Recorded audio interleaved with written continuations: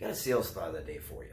Now today's sales thought is going to be a little controversial because for about 40 years, I know myself and many salespeople have made a lot of their sales on using yes questions, yes-based questions, yes momentum, spin selling, all those types of methods, getting the customer to say yes. Yes is that precious word that all salespeople value and all salespeople want to hear. But today I'm actually calling BS on yes. So let me give you an example to illustrate.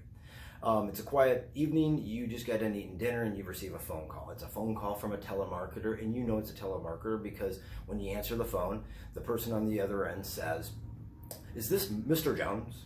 And your friends never ask if it's Mr. Jones, they just start talking to you. So you say, "Yes, it is." They say, "Is this a good time to talk?" You say yes. Then they identify their self and why they're calling, and then they start in with their yes script. And so the first question goes something like, the caller will say, "Sir, Mr. Jones, do you consider yourself a high achiever?"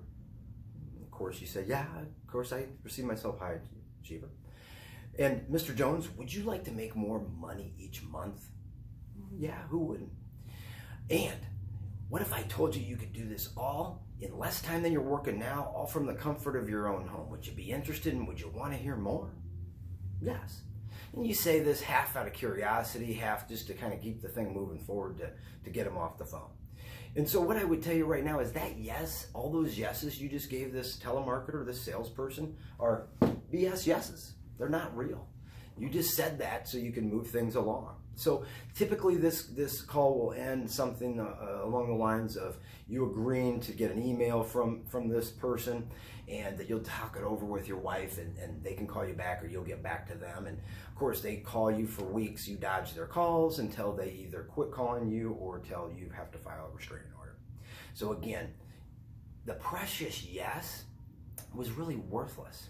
In fact, a no would have been better because at least you would have had something. You would have known what was going on. You could have asked why or what makes them say no. And you hopefully could have got to the heat of the matter and either found out if it was a qualified prospect, or you could just move on instead of having to call this person back and wonder, right?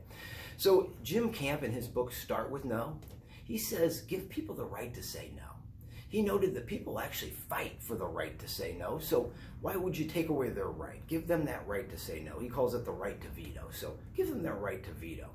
In fact, he says the negotiation not only will go better, but it's going to make the environment more constructive and collaborative almost immediately, right from the beginning.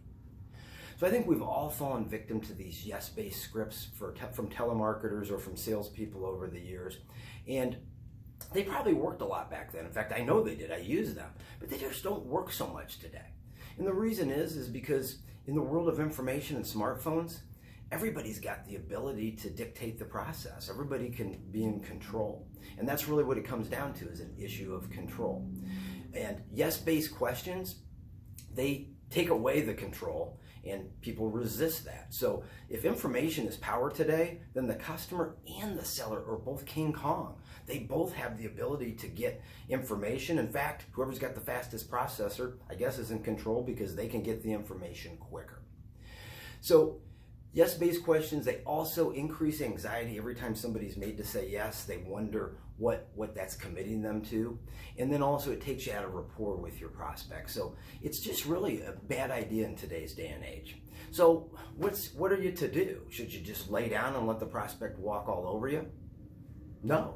See, no questions are working already. And what we're going to do is in our next video, talk about some strategies and talk about some ways to take no and replace the yes questions with the no, and use that to go ahead and help us move that sale forward. Okay? I hope to see you next time.